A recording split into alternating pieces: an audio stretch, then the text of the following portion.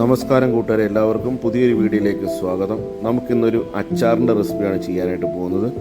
നമ്മളിന്ന് green apple അല്ലെങ്കിൽ നമ്മുടെ പച്ച ആപ്പിൾ കൊണ്ട് ഒരു അച്ചാർ എങ്ങനെ ഉണ്ടാക്കാമെന്ന് നോക്കാം. അച്ചാർ ഉണ്ടാക്കുന്നതിന് 2 പച്ച ആപ്പിൾ, 2 പച്ചമുളക്, കുറച്ച് കറിവേപ്പില, ഒരു ചെറിയ കഷ്ണം ഇഞ്ചി, ഇത്രയും സാധനം നമുക്കൊന്ന് റെഡിയാക്കി എടുക്കാം. 2 പച്ചമുളകും നമ്മൾ ചെറുതാക്കി വട്ടത്തിൽ അരിഞ്ഞു കഴിഞ്ഞു. ഇനി നമുക്ക് ഇഞ്ചി ഒന്ന് നൈസാക്കി ഒന്ന് അരിഞ്ഞെടുക്കാം.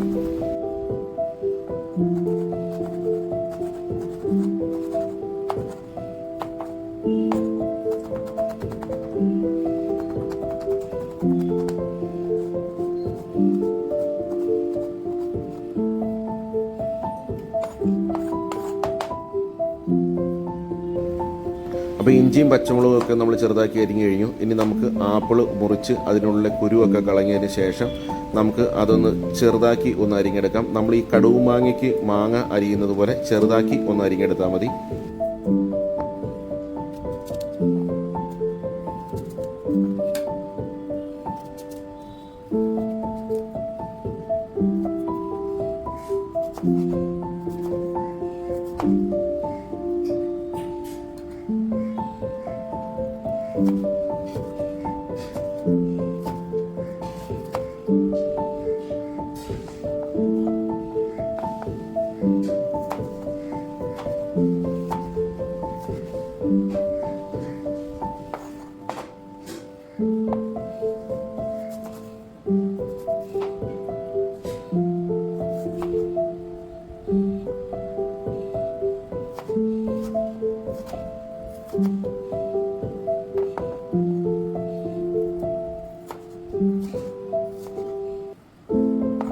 ആപ്പിളെല്ലാം ചെറിയ കഷ്ണങ്ങളാക്കി അരിഞ്ഞതിന് ശേഷം ഇതേപോലെ ഒരു ബൗളിലേക്ക് മാറ്റി കൊടുക്കുക.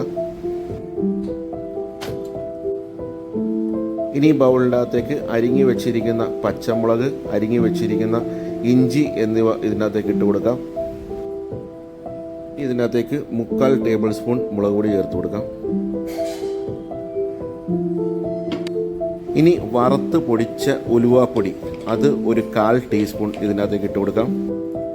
ഇനി നമുക്ക് ഇതിൻ്റെ അകത്തേക്ക് കായപ്പൊടി ചേർത്ത് കൊടുക്കാം.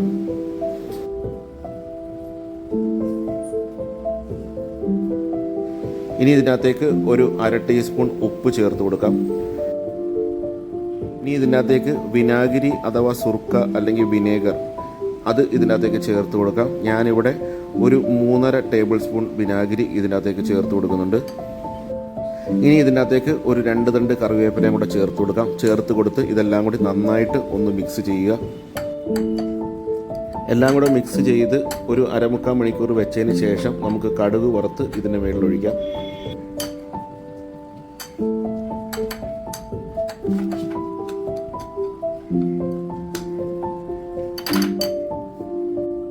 ഇനി നമുക്കിതൊന്ന് കടുക് വറക്കാം. കടുക് വറക്കുന്നതിന് ഒരു ചട്ടി അടുപ്പത്തേക്ക് വെച്ച് ചട്ടി ചൂടായതിന് ശേഷം അതിനകത്തേക്ക് വെളിച്ചെണ്ണ ഒഴിച്ചു കൊടുക്കാം.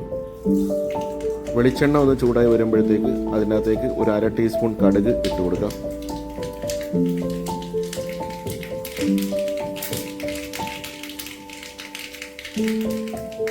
കടുകൊക്കെ പൊട്ടിക്കഴിഞ്ഞതിന് ശേഷം അതിനകത്തേക്ക് ഒരു 2 ഡ്രൈ ചില്ലിയും ഒരു 2 തണ്ട് കറിവേപ്പിലയും കൂടി ഇട്ട് കൊടുത്ത് ഒന്ന് മൂപ്പിച്ചെടുക്കാം.